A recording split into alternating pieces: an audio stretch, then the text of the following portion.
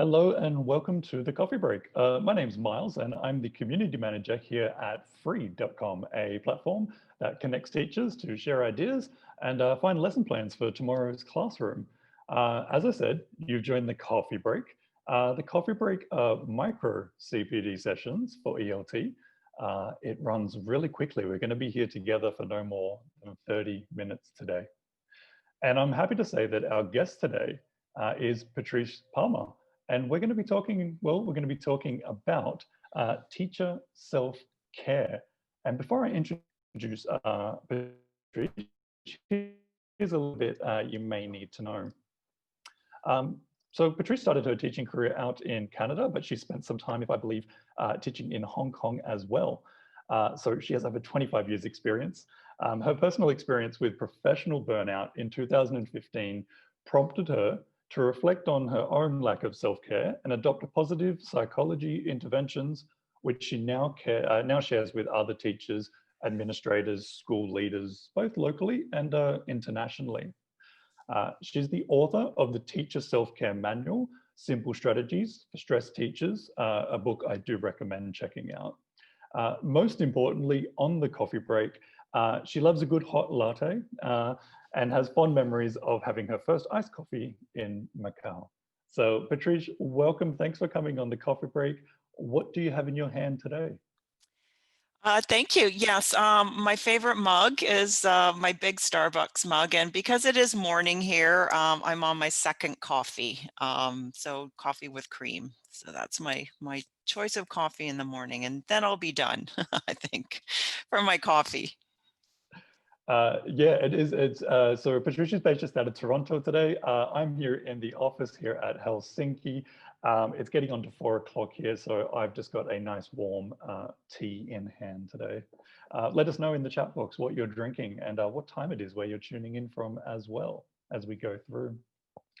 As you do that, let me just walk you through quickly the format for today. And it's the same each week. In a moment, Patrice is going to have just 15 minutes to answer her burning question in ELT today. But we also want to have a bit of Q&A with the audience. And to do that, we're going to be using slido.com. Slido.com will enable you to send through questions and also vote on each other's questions as well. So if I share my screen quickly, here's the information for Slido. Firstly, I recommend doing this on your mobile phone.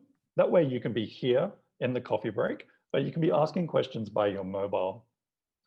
As you can see today, you can join at slido.com.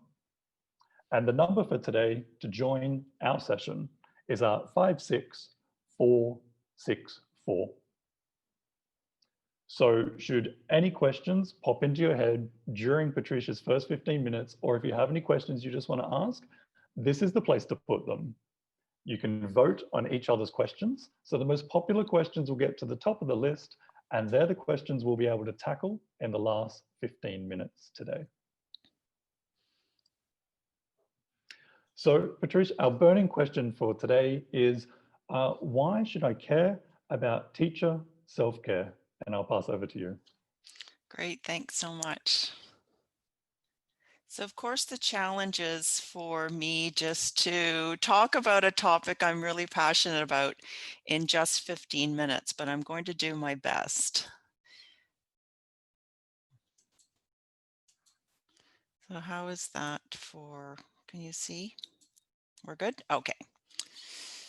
All right, you'd think I'd be a Zoom expert by now, but we're still in that huge learning curve. So let's get started. So I think the question that is important to ask is, why should I care about teacher self-care? And it was something that I never thought about, and I certainly never asked myself before I had left the profession after 20 years in 2015 because of burnout. So I think we can all agree that so much has changed in the world, how it's impacted our own lives, the lives of our students, how we work now. And for me, I've been teaching online now since March, and it looks like I'll be teaching from home at least until June. So it used to be nice to drive to my college, go into a classroom, see students, and now many of us are doing this, trying to find a space where we live to try to continue our work. And it really is a challenge if you have a shared space and trying to have quiet time. I think it just adds to the stress of our workload. So speaking of stress, so there is an optimal stress amount of stress. I would think that right now, many of us have too much stress. So the idea that um, there's anxiety about the future, our health, stress impacts people in a lot of different ways. For me, I've had a lot of difficulty sleeping. I've had bizarre dreams, just sort of that exhaustion and the idea that I still have to put on this happy face and be positive and optimistic for my students, I think is just creates more stress for me. So, what is self care? So, the definition that I like to use is this one. And I like to type while in very large letters in the center of this definition, because for many teachers, they say, well, I'm going to practice self care during the winter break or in the summer when I'm off. And the idea is that self care are those strategies that we use now to maintain different aspects of our needs. So, personal, emotional, or spiritual needs, while, so at the same time, as attending to the needs of others. And I think this is where the challenge is that teachers just tend to constantly give to others, and that's a good thing. But when we neglect what we need, it's harmful to our mental health, our physical health, and just our overall well-being. So the challenge here is trying to balance what we need and the needs of others. And I think there is a way that we can do that, but it obviously takes hard work and discipline. So I just wanted to add a bit more about self-care. So Reading talks about activities that restore you and sustains you and improves your health. And it reminds me of a teacher that I met who loves knitting. And every morning she packs her knitting in her teaching bag, goes off to school, and then she carves out 15, 20 minutes of quiet time where she takes out her knitting and she's just sort of in the zone for that time and feels like she's doing something that brings her joy, even if it's just 20 minutes in the middle of the day. So the idea that we're constantly refueling your tank, and I like to use this image because by the time we get to empty, it really is very difficult to refuel your tank. And I know that from personal experience. We often hear the expression, put your oxygen mask on first. And there's an excellent TED talk by Amy Cunningham where she talks about this exact idea that we're really of no use to others if we are depleted ourselves. So this is a book I highly recommend. These are two Canadian academics that have really been doing some excellent research in the area of teacher well-being and flourishing in schools. And so they say that there's three aspects of self-care. The first one is personal, so our own responsibility. The second one is interpersonal. So the people we work with, it could be other teachers, it could be um, other school staff that aren't teachers, but people in the building. And it's also an organizational responsibility. And so many teachers have said to me, well, you know, it just feels like one more thing that's added to my to-do list and one more responsibility that I have. But in fact, these researchers tell us that it's more than just our own responsibility to look after our health and well-being. And so they also say that all schools should embrace flourishing and well-being of teaching staff, students, and all people in the building. But if that is not the case, then teachers shouldn't wait. So I did put an asterisk there beside interpersonal because there's some interesting research out of McGill University in Canada from their faculty of education, where they discovered that teachers are often reluctant to engage in any kind of well-being or self-care initiatives for fear of judgment or for fear that people will see them as not coping well. And so instead of um, colleagues and administrators and systems supporting people and building them up, there's this sense that people are being criticized or they're being torn down. And I think, in my case, when I was in my last semester before leaving because of burnout, I was angry, I was cynical, I lost my temper with people. So I was really not myself. And people who knew me for 6 or 7 years didn't say anything. And I don't blame them because I think they didn't know the signs and symptoms of burnout either. And so sometimes just checking in with people that you know are just not quite right could be really important. So some things that self-care is not. So it's not an indulgence. It is essential because of the work that we do. This idea that we are constantly caring for others. And it's not something extra or nice that we do when we have time, but again, it is necessary.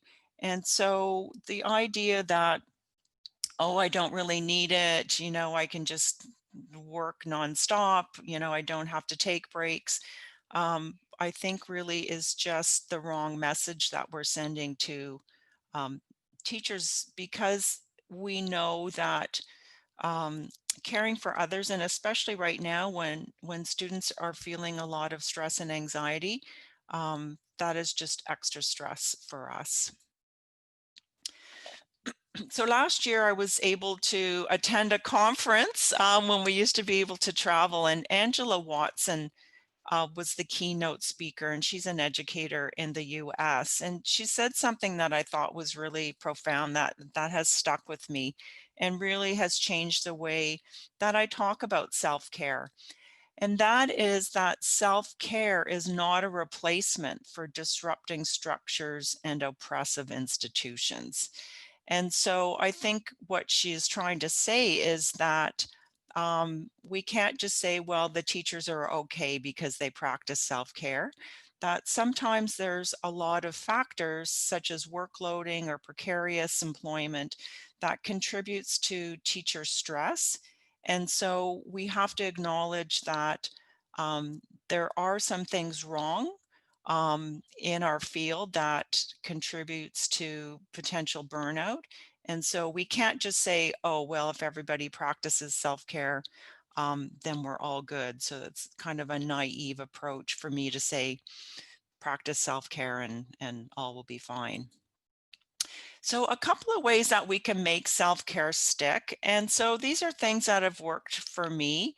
And there's a lot more in my book around specific ways that I do this. But the first thing is it's unique to you. So it's whatever works for you now, and there's no one size fits all. So find those things that bring you joy.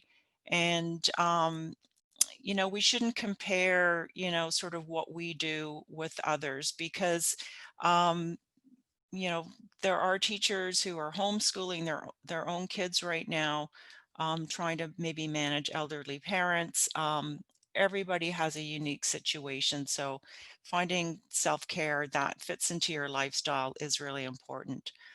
I think it's really important too to have low cost and no cost activities. So, we can't all run out and buy a treadmill and join gyms. Sometimes just things like, visiting your library. We have a really great book exchange in my neighborhood. And so I was able to discover and read a lot of really great books because of that. So make it easy to do. So the example of the knitting. So you pack the knitting with your teaching materials and off you go. There's your self-care for 20 minutes in the middle of the day. It's also really key to make the action easy to do so you can create that habit. So what I've done is my running shoes are right at my front door. And so every time I walk by, I see my shoes and I remind myself, hey, you haven't been out for your walk today. And I've done something similar with trying to separate my work day. So just walking from my desk to my living room to kind of start my personal time. And so there are some cues in my living room, such as my yoga mat, and then I have YouTube set up on my TV so I can try to make that shift from my work day to my non-work day. Again, finding things that bring you joy, and then doing activities with others really increases the positive experience. So depending on where you live in the world, you may not be able to safely do that right now. So, what the experts tell us about self care. So, a couple of things. In the spring, there were a lot of psychologists and mental health professionals on TV talking about coronavirus and um, the fact that we were hearing from these professionals, I think really was a signal that we needed to pay attention to our mental health and our physical health. And Dr. Selby is a leading expert at a mental health facility in Canada. And he was telling people way back in May that it's normal to worry, but we need to find balance. And that self care at this time is critical. And so, for somebody like me who talks a lot about self care, I really like when experts are telling us that self care is important to do. And then these academics as well, stressing the importance of self care all the time, but especially during excessive stress. And I think we could agree that living and working during a pandemic is an example of excessive stress. And so these are just some reasons why we need to care about self care. So, not just for ourselves, but for our coworkers as well. And my favorite quote is from Eleanor Brown, who is also a very wise educator in the US. She says that self care is not selfish. You cannot serve from an empty vessel. And I think it's quite a powerful quote. And so just a shout out to Walton Burns, who I believe is with us today, and he is the owner of this indie publishing company in the US, Alphabet Publishing. And he published my book, The Teacher Self-Care, and is just a really great advocate for ELT authors. So thank you, Walton. And I also think it's important for us to support small publishers like this, support other ELT professionals who want to be authors as well. And as you can see, supporting other smaller companies so we can support everyone during this tough economy. My email address is there. I'd love to hear from teachers. Drop me an email anytime. And then my website is just my name, patricepalmer.ca. And I think that's it for me. I went over time, didn't I? Not at all, not at all. I think you did amazing to wrap that up. Thank As you you. said, it's a topic I know and I've seen you talk about for a lot longer than 15 minutes. Hopefully during the Q&A now, we can also dive into some other, some other points there as well.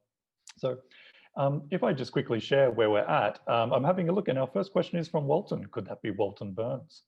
So the first question I might bring up there for you will be, how can teachers support each other in self-care? Yeah, great question. And I think it is just, celebrating self-care, encouraging it, demonstrating it, just talking about it. And I think, the conversation around self-care has really been growing in the last couple of years. And so I think we just need to keep it going. So, yeah, just checking in with people, reminding teachers, hey, let's go for a walk at lunch instead of eating at your desk. Just asking people, how are you doing, what do you need, is just really important. Yeah, guilty as charged for often eating at my desk. So I think that's a lovely tip, just to walk over and say, hey, why don't we grab lunch? and get outside. So even, 5 minutes of being outside, really, the research will tell us, really impacts our mood positively. So getting outside, you can have walking meetings, just get out no matter what time of year it is. Thanks. Next question coming from Natalia. How can we prevent burnout? And probably more importantly, are there any symptoms? Yes, there are. And so there is a burnout inventory that was developed by Dr. Christine Maslach, Maslach. And so you can do that quick survey just to kind of check in with yourself. But the key thing is sort of knowing what those warning signs are for you. So, those yellow zones, if you think of traffic lights, so green, go, yellow, caution, what's going on. And by the time you kind of get to, the red, it's really too late. So what are those warning signs for you? And so just being aware of how you're feeling. But I would check out that the Maslach teacher burnout inventory. And I mean, even if you just Google burnout symptoms, you'll see they're kind of, the common symptoms like exhaustion, cynicism is key. The idea that, there's absenteeism, so you're missing work, but the presenteeism is the idea that you're going to work, you're there, but you're just mentally not there. And so I think that's an interesting way of looking at, dragging ourselves in, thinking we're okay, but when we're really not. Thank you. The next one here, more a statement than a question, but maybe you want to say a few words to this, Patrice. Sometimes certain organizations do not want to address it, thinking that their employees are weak and they'll have to invest in new employees. Have you heard of this case occurring and how people are able to tackle it? Yeah, there's been a lot of things on Twitter, especially where, people have been critical of other teachers saying come in earlier, work harder. So, it really is that the culture at that school. And so I would say that, when I've heard from other teachers who have changed schools, they're a lot happier and the culture is more supportive. So, I'm not saying everybody should quit tomorrow, but maybe that is not a good fit for you. And the idea that employees are weak, I think, is just wrong. And there's so much research that looks at the numbers of teachers that burn out, not just in the K to 12 sector, but now in post-secondary as well. So it's a real thing. We can't just pretend that we need new employees and that will solve the problem. The next question, maybe I can tackle firstly, is will this meeting happen on a regular basis? We need it. I can quickly say that the coffee break is something I've been running here every couple of weeks.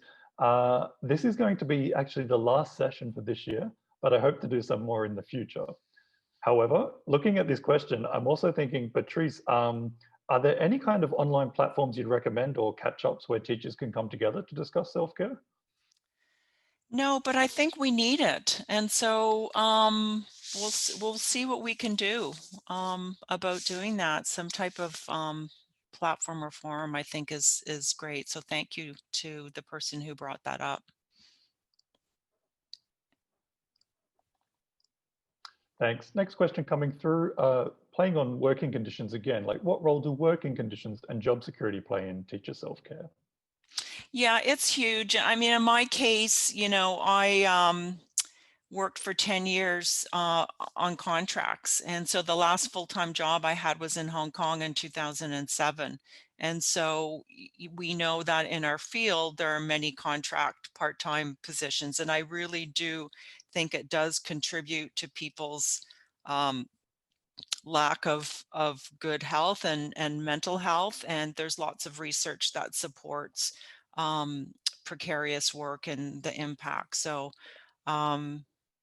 it's just, I think precarious work is in so many areas now. It's not just in the teaching world. So yeah, I think, that's that's maybe bigger than what I can tackle now. But, you know, I think you can, like, I'm part of a union. You know, sometimes, you know, unions will support teachers in working conditions and job security. I think right now, everything is just kind of, the rules have changed significantly. So, but I would say, you know, advocate for yourself, ask for what you need. Don't be shy about that. If you need more training or resources or help, um, just let that be known that you need something. Yeah, thanks, Patrice. I would second the idea that if you're not a member of a union, joining a union is a place to start there, most definitely. Here we go. We know what social networks are, sorry, well, we know that social networks can also cause stress. What are your strategies in order to prevent? You know what? It's really easy. I had Instagram. I don't any longer.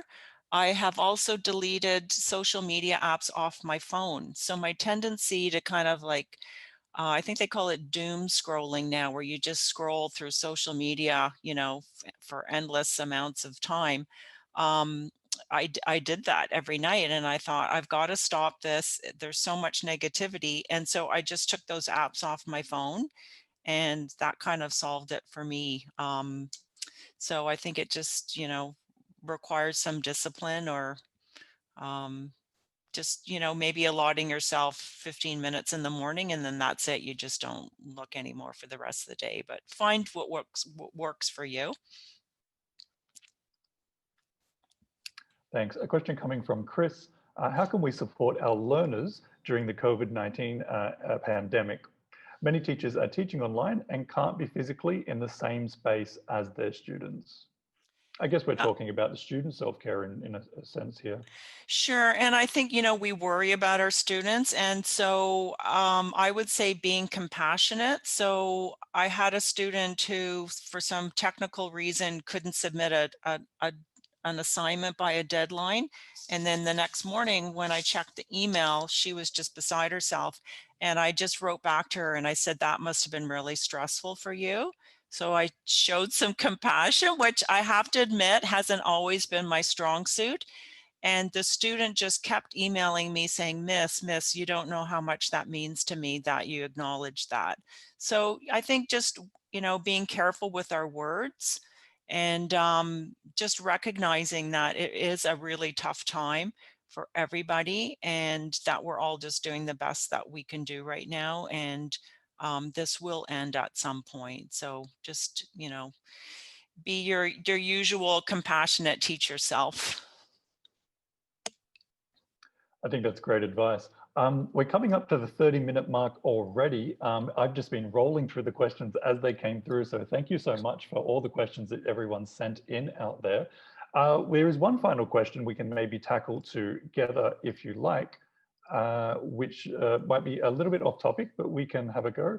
What role can parents play to support their kids to do best in this new way of learning online? Maybe a little bit about your teaching experience. Yeah, I think, you know, just time management is something that we try to instill in students, and the idea that, you know, we take breaks. It's healthy to take breaks.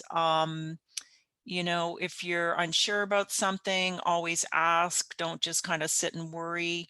Um, you know, parents try to um, if you look in the area of growth mindset, the idea is that we reward effort and not grade. So I think now it shouldn't be about um, how great are your grades, but you know, the effort that students are putting in to learn in a brand new environment. So we're all kind of figuring it out as we go. I think that's very well said. Patrice, thanks so much for joining us. I told you the coffee break is short and, well, short and sweet, the same way that I like my little cortado or my little espresso at times. Thanks so much for coming on. That's a goodbye from me. I will be sending everyone an email shortly. In there, you'll find a thank you from us and also a link to Patrice's book, as we mentioned during the session as well. This is the final coffee break for the year. It's been a pleasure to put these little sessions together. I hope to continue in 2021. And Patrice, if you'd like to give a final goodbye or any words as well. Yes, thanks everybody. Be well and hang in there, and we will all get through this.